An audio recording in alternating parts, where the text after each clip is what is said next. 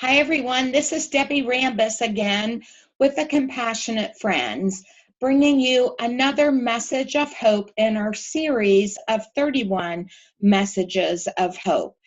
I'm very pleased today to have a couple. Bob and Mary Lane are with us to share their story and their message of hope. Many of you may remember them from the Orlando conference this last year in 2017. They did a wonderful job in bringing everything together for all of us to have just an amazing conference. So Bob and Mary, thank you so much for joining us today. Thank you. Thank you. So, there's a series of questions that I've asked everyone. So I'll start out with you with simply, what brought you to Compassionate Friends? Do you want to start?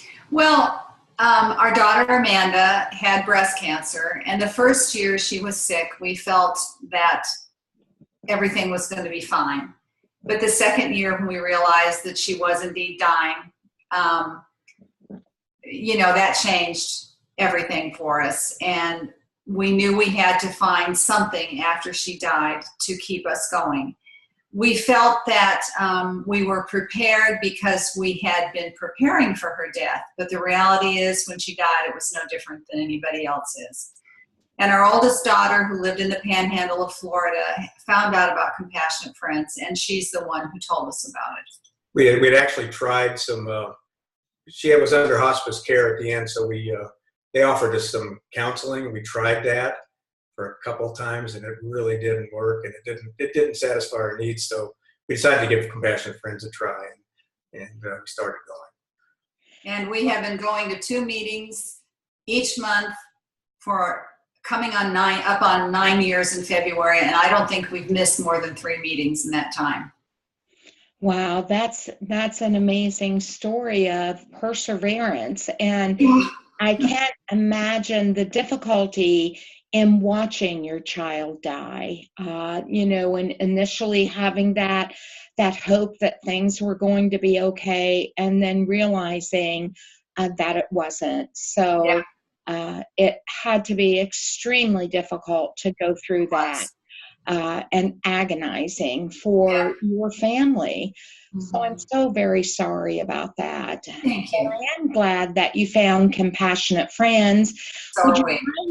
Would you mind sharing just a little bit about, what is it that has helped you with Compassionate Friends? We have a lot of people that watch these that may have only gone on a Facebook page, so they don't really know a lot about it. So what helped you with Compassionate Friends?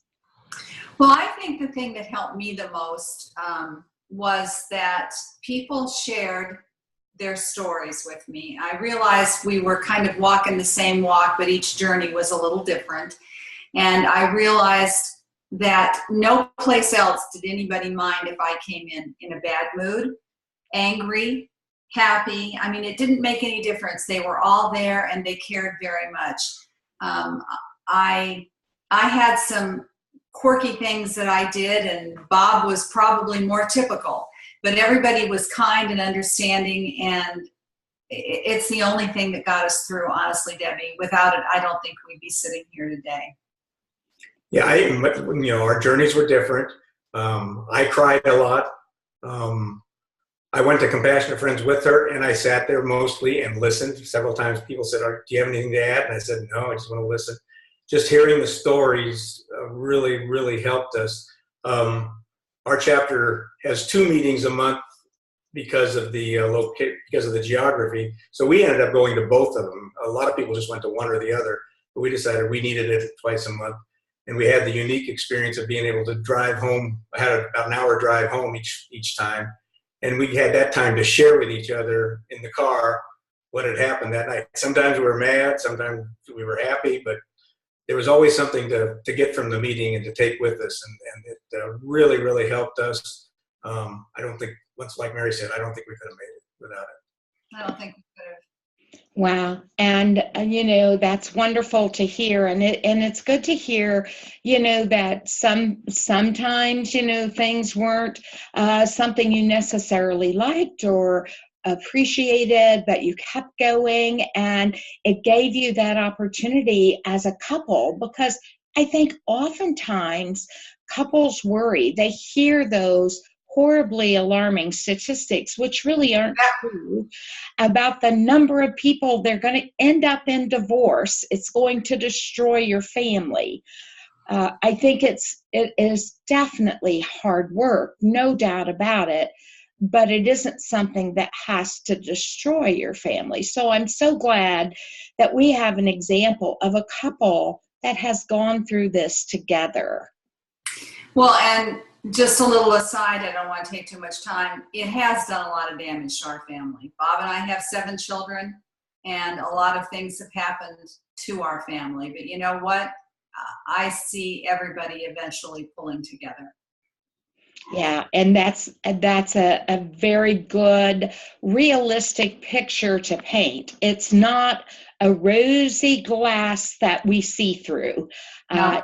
It is hard. Grief is hard work, and it's hard on a family. Mm-hmm. So many of those that are joining us are new on this journey, or maybe they're not new, but they've only recently found compassionate friends.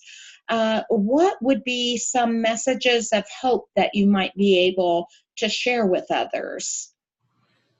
Well, in my case, I had a lot of, I had my feelings in the beginning when we lost Amanda was I had to hold her in my heart, and I had to keep her, and I had to remember her. And the way I was doing that, I was focused on her death, focused on the loss. I had all these, I felt if I was grieving and it hurt, then I was remembering my daughter. And I held on to that for a long time. Matter of fact, at the meetings, there was a lot of occasions where people that had been around longer than us would say, it doesn't get easier, but it gets a little better. And I actually got angry at that, because I thought, no, I have to continue hurting or I'll forget Amanda.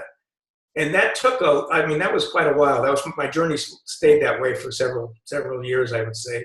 But then it slowly started to dawn on me that I could still hold Amanda in my heart, but do it by remembering her life, not her death. Like Alan said. And so that we, for me personally, that's where the change came. That's where I started getting hope. I started to remember the good things, the things that Amanda did, the 33 years that we had with her, the fun times we had as family, and all that kind of thing. And she did not leave my heart. She was still very much a part of my life, and I could do that on a positive note. And I think that's where the hope comes in, that you'll get to the point where you are celebrating your child, not you're still always going to mourn, you're always going to hurt, but you'll be celebrating her life. And when you celebrate her life, you can get joy, and you can get hope, and you can get happiness back into your life. And I think my approach was different. I've always been a person who likes to do things for other people, probably to the point of making other people annoyed at times. But I care very much for other people. I have always worked in situations where I was reaching out to others.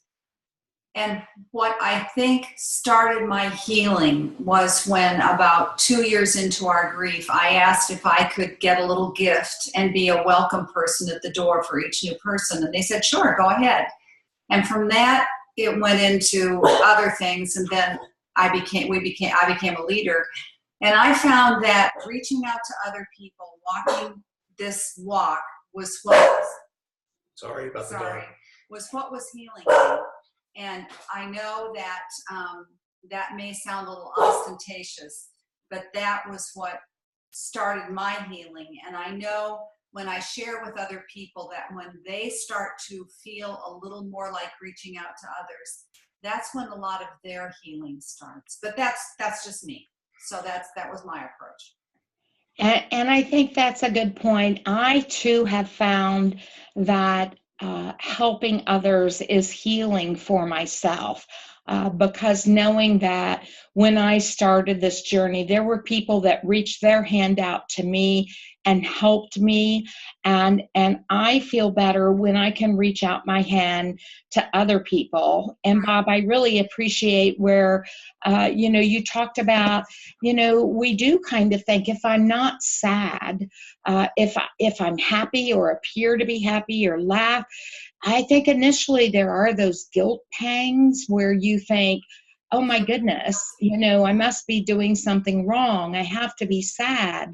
And we are, as you said, we always carry this with us.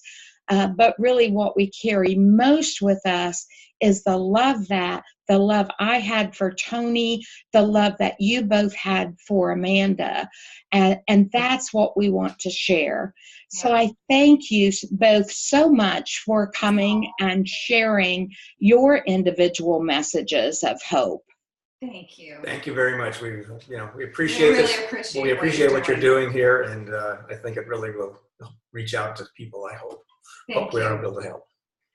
Okay, and for those of you, just to mention again, we do have our wall of hope, that if you have a message of hope that you'd like to give to others to help them along the way, if you go to compassionatefriends.org, you can put that message as well as a picture of your loved one up there.